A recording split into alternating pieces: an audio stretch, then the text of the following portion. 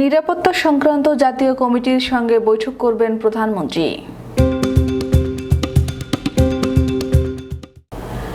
বৈষম্য বিরোধী আন্দোলন পরিস্থিতির মধ্যে গণভবনে নিরাপত্তা সংক্রান্ত জাতীয় কমিটির সঙ্গে বৈঠক করবেন প্রধানমন্ত্রী। এর আগে আজ গণভবনে আরও দুটি সংগঠনের নেতৃবৃন্দের সঙ্গে বৈঠক করেছেন প্রধানমন্ত্রী শেখ হাসিনা। আগামীকাল রোববার নিরাপত্তা কমিটি সহ সংস্কৃতি কর্মীদের সঙ্গে বৈঠক করবেন প্রধানমন্ত্রী। আওয়ামী লীগ ও সংশ্লিষ্ট সূত্রে জানা গেছে, শনিবার বেলা 11টায় গণভবনে পেশাজীবী সমন্বয় পরিষদের কেন্দ্রীয় নেতাদের সঙ্গে বৈঠক করেছেন প্রধানমন্ত্রী।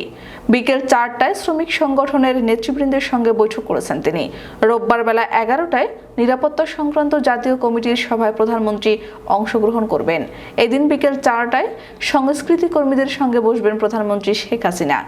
নিরাপত্তা সংক্রান্ত জাতীয় কমিটি বাংলাদেশ সরকারের জাতীয় নিরাপত্তা সম্পর্কিত সর্বোচ্চ নীতি নির্ধারণী কর্তৃপক্ষ।